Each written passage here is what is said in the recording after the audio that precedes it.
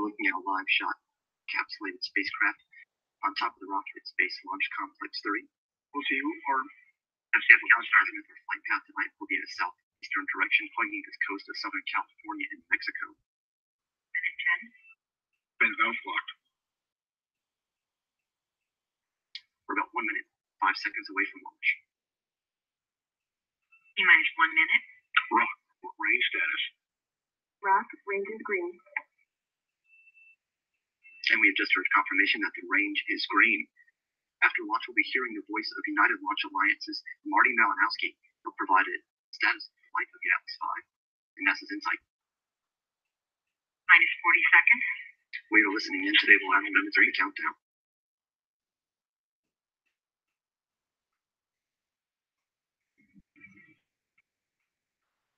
Minus 28 seconds. 25. Go Atlas check. Go Atlas. Go Centaur. Go Insight.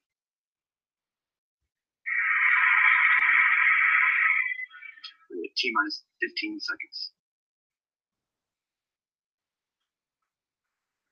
8, 7, 6, 5, 4, 3, 2, 0.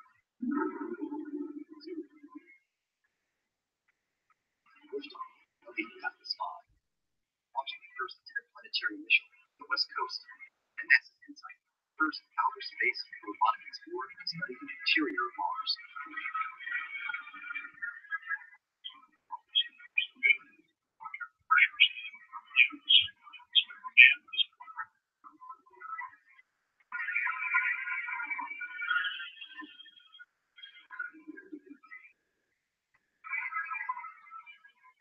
Iridium 180 continues to look good at this point in the mission.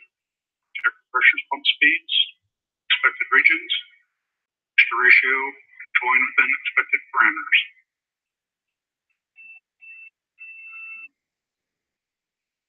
The RD-180 engine providing 860,000 pounds of thrust. Vehicle body rates continue to look good.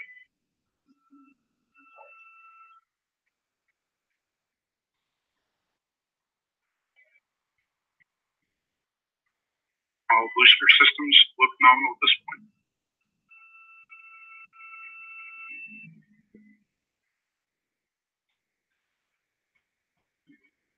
Mach 1. The rocket is now traveling faster than the speed of sound. Coming up the rocket, we'll enter max Q. This is the point where mechanical stress in the rocket reaches its peak because of the rocket's velocity and resistance created by Earth's atmosphere. Coming up on the throttle down. Booster has throttled back, right on schedule. Signatures look good. Pump speeds and injector pressures continue to look right in the band. Body rates controlling down the middle.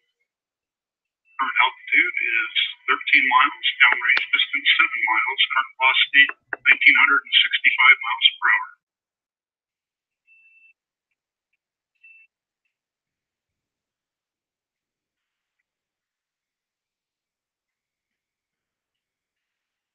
Closed loop guidance has begun.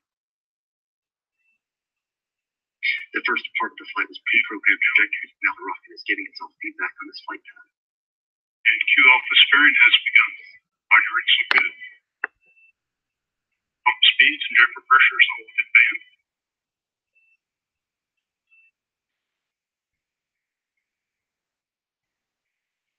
RCS pyro valve has been fired. System is now pressurized at flight level. Signatures look good.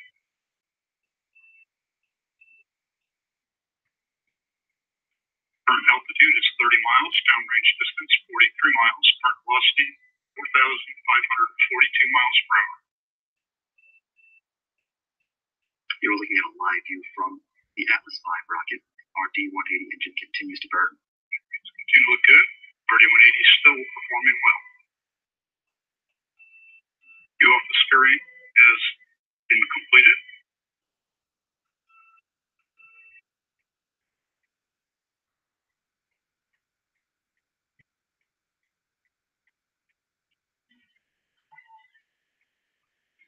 Booster is now 1/4 of its liftoff weight. Currently flying at 4Gs, acceleration. Loose phase cooldown has begun. Pyro valve has been fired. Jamming the throttle to 5Gs. We are 3 minutes 50 seconds into flight, and we're nearing booster engine cutoff for BECO. 4.6Gs in preparation for BECO. Boost phase cooldown has completed. And we have BECO. Shutdown looks good. And the RD-180 engine on the first stage of the Atlas V has shut down. Stage separation. We have box and fuel restart. GN2 purge firing. The RCS is underway. We have ignition and full thrust on the RL-10. And the second stage engine, the RL-10, has ignited. And we have indication of payload fairing jettison. Looks like a good step. And the payload fairing that was encapsulating the inside spacecraft has been jettisoned. The RL-10C engine, the second stage of the Centaur, continues to burn. You're looking at live animation telemetry. Very good. Of the Centaur second stage on its flight path. Our GN2 purge firing is underway for thermal conditioning. As you can see to the bottom right of your screen, the flight path is a rocket. And band for the ZMR.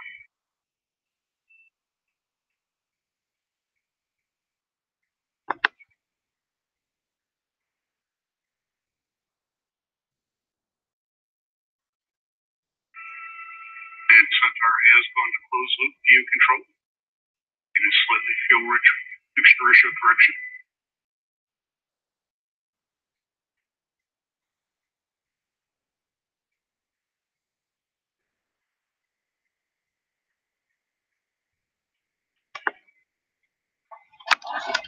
And a quick look at the booster stage performance shows a very nominal booster.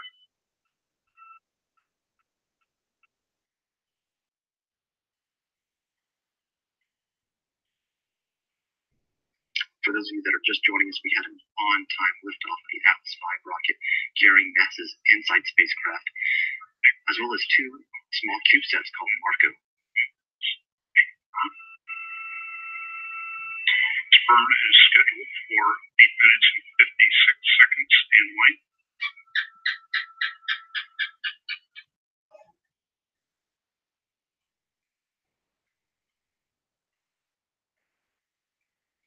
You're looking at a live shot of the Centaur second stage, the RL-10C engine providing thrust. And the RCS line temperatures are warming throttle temperatures as expected.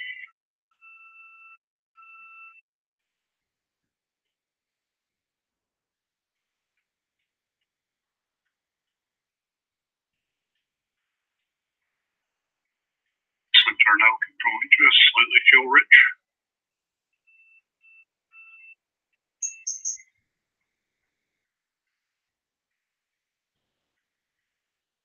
Chamber pressures, LOX pump discharge, and fuel venturi all within band.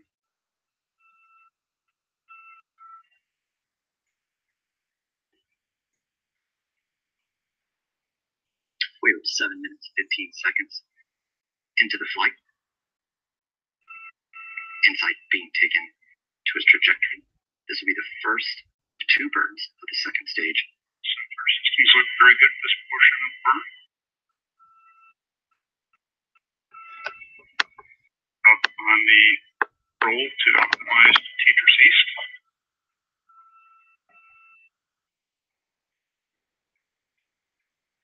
And TESS East is a tracking data relay satellite east.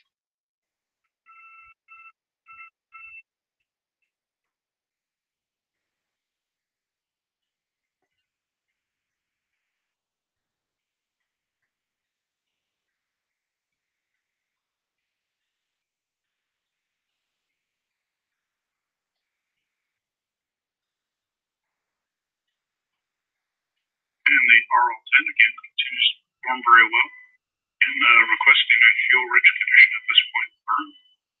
Chamber pressure, LOX pump discharge, and fuel venturi all parameter. RCS line temperatures have nearly achieved bottom temperatures. Continue to see our thermal conditioning firings on the RCS.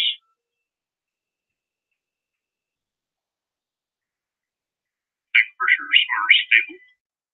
Fire rates look good. Storage bottle levels are excellent.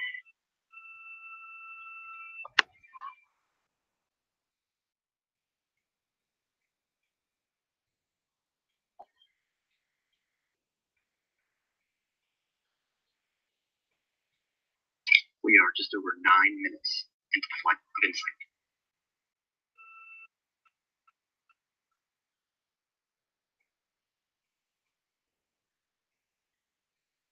And center view is now pointed out in response. That's good.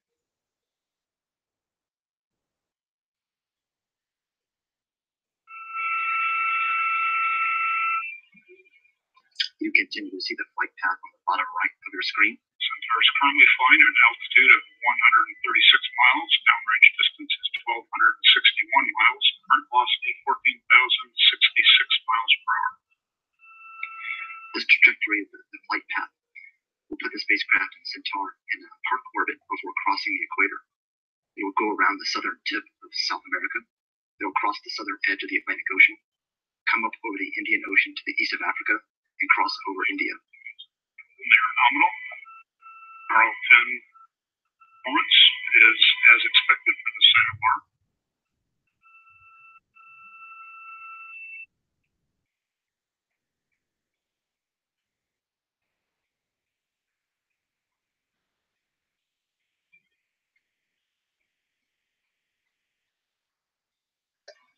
Centaur is currently at an altitude of 131 miles.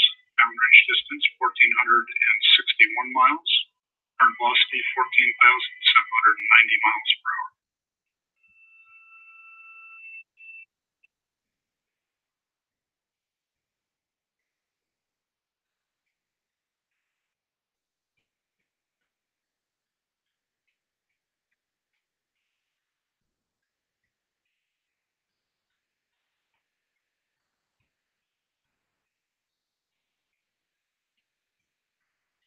We are 11 minutes into the flight of Insight.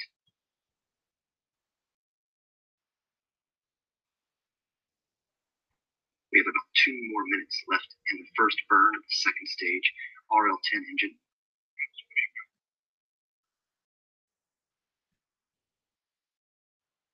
Centaur continues to look excellent at this point. Tank pressures, body rates, throttle pressures, all in the family.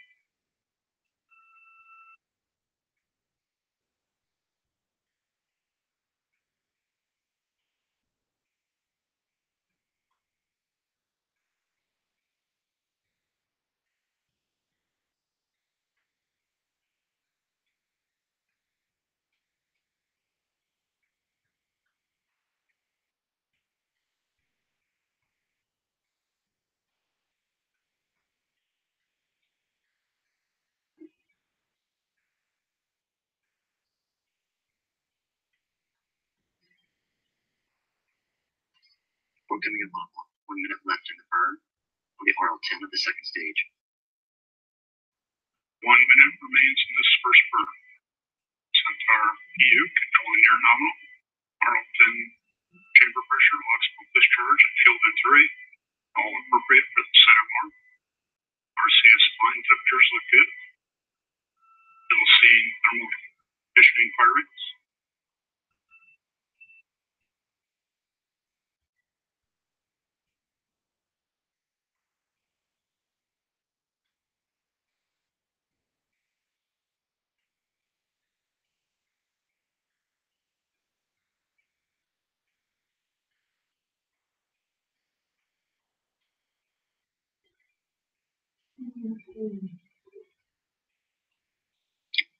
And we are now 13 minutes in flight, very close to the second stage engine cutting off for the first time. One of 2 burns. Centaur is now orbital.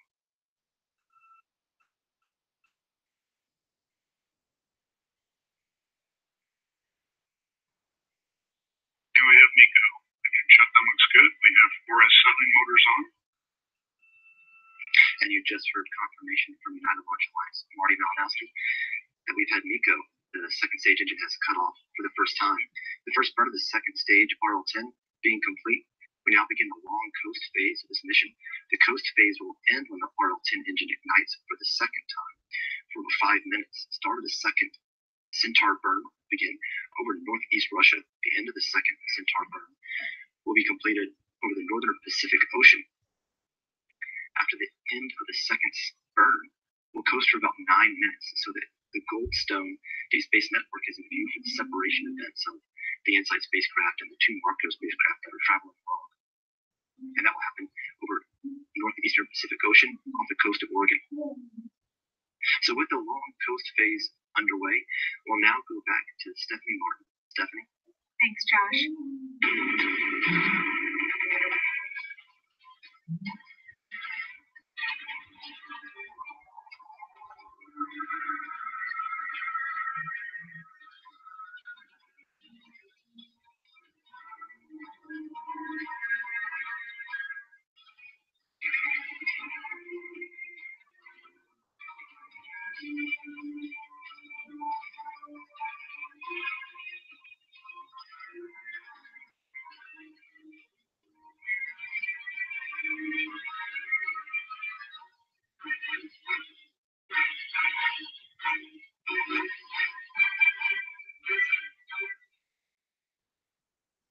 From Vandenberg Air Force Base in Central California, you're watching live launch coverage of NASA's interior exploration using seismic investigations, geodesy, and heat transport, or InSight spacecraft, to study the interior of Mars. Hi, I'm Stephanie Martin, and thanks for joining us. NASA's InSight mission is the 20th mission to Mars. Previous missions have taught us a lot about the planet's surface, atmosphere, and ionosphere. InSight, however, will teach us about what goes on a mile or even 2,000 miles below the surface. This will help us understand how rocky planets like Mars and Earth were formed and why the two planets are so different 4.5 billion years later.